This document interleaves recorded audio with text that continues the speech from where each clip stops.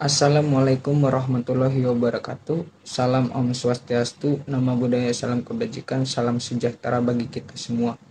Perkenalkan, nama saya Muhammad Rapli dari kelas MSDM 22F, Prodi Manajemen Fakultas Ekonomi dan Bisnis Universitas Buana Perjuangan Karawang dengan NIM 22416261201434. Pada kesempatan kali ini saya akan membahas tentang manajemen hubungan industrial dengan topik memahami dan mengelola hubungan di tempat kerja untuk memenuhi salah satu mata kuliah manajemen sumber daya manusia yang diampu oleh Pak Gito Prayudo SHMM CHR CAC.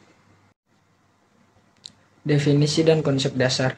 Hubungan industrial adalah interaksi antara pekerja, pengusaha, dan pemerintah untuk menciptakan dan memelihara kondisi kerja yang adil dan produktif melalui dialog dan kerjasama. Perbedaan antara hubungan industrial dengan hubungan tenaga kerja. Yang pertama, hubungan industrial melibatkan interaksi antara pekerja, pengusaha, dan pemerintah, fokus pada kebijakan dan regulasi yang mempengaruhi lingkungan kerja secara keseluruhan. Sedangkan hubungan tenaga kerja, di sisi lain, lebih fokus pada interaksi langsung antara pekerja dan pengusaha terutama terkait dengan kontrak kerja, kondisi kerja, dan penyelesaian konflik di tingkat individu atau kelompok kecil. Sejarah dan perkembangan hubungan industrial. Di sini ada 3 pembahasan. Yang pertama, perkembangan sejarah hubungan industrial. Yang kedua, pengaruh revolusi industrial. Dan yang ketiga, peran undang-undang dan regulasi. Yang pertama, perkembangan sejarah hubungan industrial. Hubungan industrial berkembang sejak revolusi industri, dimulai dengan konflik akibat kondisi kerja buruk. Ini memicu terbentuknya serikat pekerja dan regulasi ketenagakerjaan.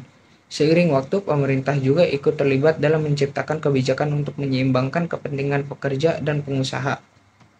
Yang kedua, pengaruh revolusi industri. Revolusi industri mengubah sistem produksi menjadi massal, menciptakan kondisi kerja yang seringkali buruk dan memicu konflik antara pekerja dan pengusaha.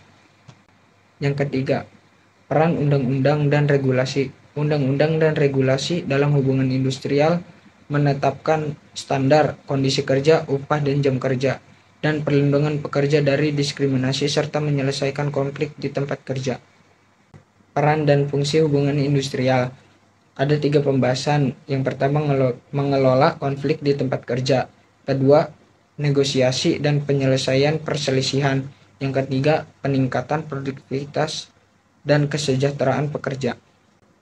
Yang pertama, mengelola konflik di tempat kerja. Mengelola konflik di tempat kerja adalah proses mengidentifikasi, menyelesaikan, dan mencegah konflik antara individu atau kelompok agar dapat mempertahankan kerjasama dan produktivitas yang baik. Yang kedua, negosiasi dan penyelesaian perselisihan. Negosiasi dan penyelesaian perselisihan melibatkan proses di mana pihak-pihak yang berkonflik mencari solusi kompromi atau kesepakatan untuk menyelesaikan sengketa mereka dengan cara yang adil dan damai, seringkali melalui dialog dan mediasi. Yang ketiga, peningkatan produktivitas dan kesejahteraan pekerja. Peningkatan produktivitas melalui efisiensi operasional dan pengembangan keterampilan pekerja, sementara kesejahteraan pekerja melibatkan memastikan kondisi kerja yang aman, hak yang dijamin, dan lingkungan kerja yang mendukung. Sistem hubungan industrial.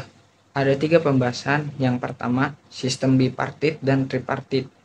Yang kedua, peran serikat pekerja. Yang ketiga, dewan pengupahan dan lembaga arbitrase. Yang pertama, sistem bipartit dan tripartit. Sistem bipartit melibatkan 2 pihak utama dalam hubungan industrial, yaitu serikat pekerja dan pengusaha, yang berunding dan menetapkan kebijakan ketenagakerjaan.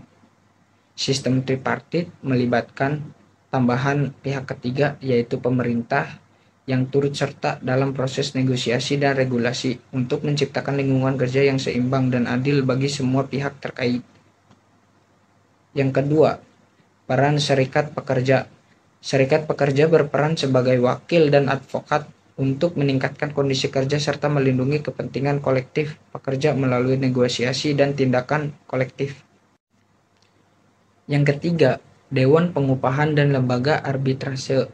Dewan Pengupahan adalah lembaga yang mengatur standar upah minimum di suatu daerah atau industri untuk melindungi kepentingan pekerja terhadap eksploitasi upah rendah. Lembaga arbitrase adalah badan yang menyelesaikan sengketa antara pekerja dan pengusaha melalui proses mediasi atau putusan hukum, memastikan penyelesaian yang adil dan dilakukan secara hukum.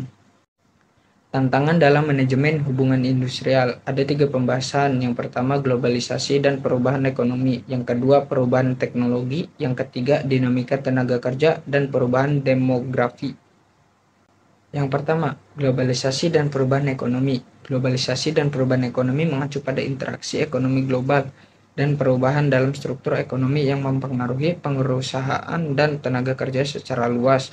Hal ini mencakup peningkatan persaingan global, perubahan dalam rantai pasokan, serta tuntutan untuk beradaptasi dengan pasar global yang berubah secara dinamis. Yang kedua, perubahan teknologi. Perubahan teknologi mencakup kemajuan dalam metode, perangkat, atau sistem yang mempengaruhi cara kerja dan produksi. Ini termasuk penggunaan teknologi digital, otomatisasi, dan kecerdasan buatan yang mengubah cara perusahaan beroperasi dan pekerja bekerja. Ketiga, dinamika tenaga kerja dan perubahan demografi. Dinamika tenaga kerja mencakup perubahan dalam keterampilan dan harapan pekerja. Perubahan demografi melibatkan pergeseran karakteristik pekerja seperti generasi dan diversitas. Strategi efektif dalam manajemen hubungan industrial. Ada 3 pembahasan. Yang pertama, pendekatan proaktif terhadap konflik. Yang kedua, membangun komunikasi yang efektif. Yang ketiga, mendorong partisipasi dan keterlibatan pekerja. Yang pertama, pendekatan proaktif terhadap konflik. Pendekatan proaktif terhadap konflik adalah upaya untuk mencegah dan menyelesaikan masalah sebelum konflik membesar dengan memfasilitasi komunikasi terbuka dan pelatihan penyelesaian konflik. Yang kedua, membangun komunikasi yang efektif. Membangun komunikasi yang efektif melibatkan penyampaian informasi yang jelas dan dipahami oleh semua pihak dengan memanfaatkan pertemuan, teknologi, dan budaya kerja terbuka. Ketiga, mendorong partisipasi dan keterlibatan pekerja. Mendorong partisipasi dan keterlibatan pekerja melibatkan mengajak mereka untuk aktif berkontribusi dalam mengambil keputusan, proyek tim, atau inisiatif perusahaan. Hal ini dapat meningkatkan motivasi, kreativitas, dan rasa memiliki di antara pekerja.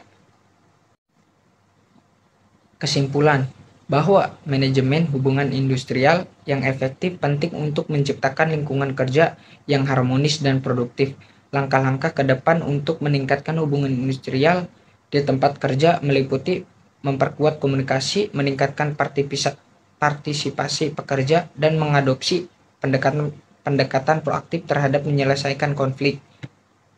Dengan dinamika, perusahaan dapat mencapai keseimbangan antara kepentingan pekerja dan pengusaha serta mempromosikan pertumbuhan yang berkelanjutan.